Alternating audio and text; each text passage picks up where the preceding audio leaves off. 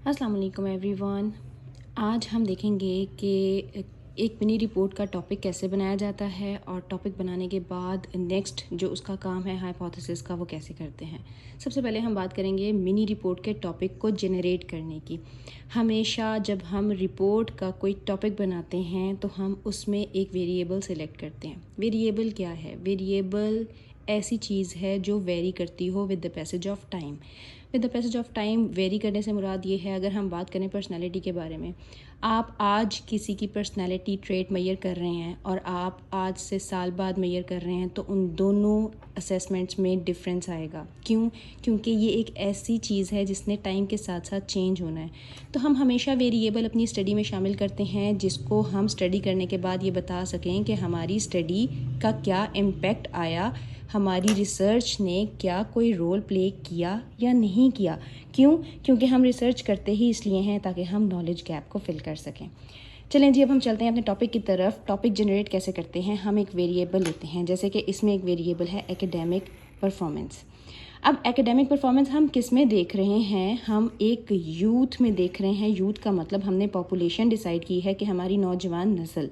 तो यूथ तो पूरे पाकिस्तान में हर जगह मौजूद है। हम कैसे डिसाइड करेंगे? हम अगर अपनी सिटी तक आते हैं, हम सिटी में अपनी शहर के अंदर जिस एरिया से बिलोंग करते हैं हम उसके अंदर आते हैं तो वहाँ पर भी बेतहाशा यूथ मौजूद है। हम उसमें से सिलेक्टिव होने के लिए डिसाइड करेंगे कि हम एरिया के अंदर किस तरह से यूथ को सैम्पल साइज़ में सिलेक्ट करेंगे। हम सिलेक्टिव कैसे होंगे? हम एज रेंज के हिसाब से हो सकते हैं। हम ये डिसाइड करेंगे कि हमने कौन सी एज रेंज पे काम करना है, जैसे कि हमने एडोलेसेंस पे करना है या हमने एडल्ट्स पे करना है। ठीक हो गया। अब यहाँ से जब आपने ये चीज़ डिसाइड कर ली, हमने वेरिएबल डिसाइड कर लिया, तो हम ये देखेंगे कि हम इस वेरिएबल का लिंक किसके साथ बना रहे हैं। वेरिएबल दो तरह के होते हैं, एक डिपेंडेंट एक इंडिपेंडेंट। लेकिन जब हम मिनी रिपोर्ट की बात करते हैं तो उसमें हम जस्ट एक ऐसा टॉपिक लेते हैं जिस पे हम अवेयरनेस के लिए काम कर रहे हैं, जैसे कि एक सर्वे में काम किया जाता है। उसमें हम एक वेरिएबल का लिंक कर लेते हैं दूसरे फैक्टर के साथ जिसका हम इम्पैक्ट चेक करते हैं। अब यहाँ पर हम इम्पैक्ट चेक कर रहे हैं ऑनलाइन गेमिंग का एकेडमिक परफॉर्मेंस पे। किस में? यूथ में। अब यूथ में हम एडल्ट्स को लेंगे। हम ये देखेंगे क्यों? क्योंकि हालांकि एडोलेसेंट्स भी मोबाइल बहुत यूज़ कर रहे हैं, ऑनलाइन गेमिंग बहुत एडिक्टिव होकर देखते हैं, खेलते हैं और अपनी बहुत सारी जो प्रायोरिटीज़ हैं उनको साइड पे कर देते हैं। लेकिन हमने अपनी स्टडी के लिए एडल्ट सिलेक्ट करने हैं तो हम एडल्ट्स में भी और ज़्यादा कंप्राइज हो जाएंगे, हम और ज़्यादा सिलेक्टिव हो जाएंगे। हम एरिया के मुताबिक खुद डिसाइड करेंगे हमने किस कॉलेज यूनिवर्सिटी में जाके अपने इर्द गिर्द सर्कल से किस किस जगह से हमने अपने सैम्पल साइज़ को सिलेक्ट करना है। तो हम अपने हाइपोथेसिस की डायरेक्शन कुछ इस तरह से बयान करेंगे। Excessive online gaming can lead to a decline in grades and lower GPA score. Obviously मुझे लगता है कि ऑनलाइन गेमिंग के बढ़ते हुए रेशो से एकेडमिक परफॉर्मेंस में जो डाउनफॉल आ रहा है वो गिरते हुए ग्रेड्स की सूरत में है या जीपीए स्कोर की सूरत में।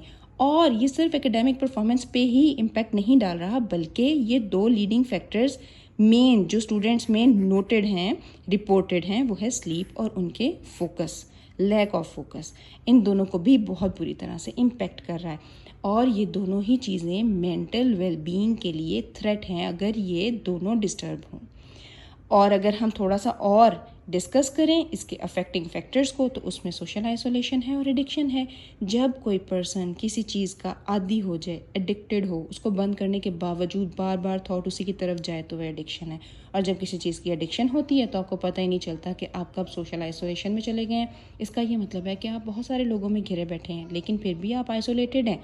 आप अपने ही एक किरदार में कैद हैं, आप अपने ही एक जोन के अंदर हैं, आप उससे बाहर आना ही नहीं चाहते। यानी आपको किसी की प्रेजेंस से कोई ताल्लुक़ ही नहीं है, कोई लेना देना ही नहीं है। इस तरह हम हाइपोथेसिस बना के फ़र्दर अपना काम करते हैं। हम इस सर्वे के लिए क्वेश्चनर्स बनाते हैं जिसमें हमारे सिलेक्टिव आइटम्स होते हैं। हम उनको खुद कंस्ट्रक्ट करते हैं, उनको फिल करवाते हैं किन से, जिनको हमने सिलेक्ट किया अपनी स्टडी के लिए, यानी कि अब हमारे एडल्ट्स। और इन एडल्ट्स का सैम्पल साइज़ हम सिलेक्ट करेंगे। जब हम एक दफ़ा सैम्पल साइज़ सिलेक्ट करते हैं, हम आइटम्स बना लेते हैं, हम सर्वे करके लाते हैं, फिर हम एक पूरा मेथोडोलॉजी का चैप्टर तैयार करते हैं। और हमारी इस स्टडी को सपोर्ट कौन करता है? Literature review. लिटरेचर रिव्यू किस तरह सपोर्ट करता है ये मैं आपको थोड़ा सा एक्सप्लेन कर देती हूँ कि हम जब भी कोई स्टडी करते हैं, किसी वेरिएबल को करते हैं, तो हम हमेशा प्रीवियस स्टडीज़ की सपोर्ट लेते हैं। हम ये देखते हैं कि जिसने भी इस सर्वे पे काम किया है, इस टॉपिक पे काम किया है, वो क्या कहते हैं, उनका क्या इम्पेक्ट है। और फिर हम अपने हक़ में जो कोई स्टडी आ रही हो, जैसे कि किसी ने पास्ट में काम किया है और वो भी उनका भी ये मानना है कि ऑनलाइन गेमिंग के नेगेटिव इम्पेक्ट हैं, तो हम उनकी सपोर्ट लेके उसको रेफ़र करके अपनी जो सर्वे रिपोर्ट है उसको मज़ीद ऑथेंटिक बनाते हैं। इसी तरह ये मिनी रिपोर्ट का काम हम कंप्लीट करेंगे। आपको कोई भी क्यूरी हो आप इनबॉक्स में पूछ सकते हैं, कमेंट बॉक्स में पूछ सकते हैं। Thank you so much. अल्लाह हाफ़िज़।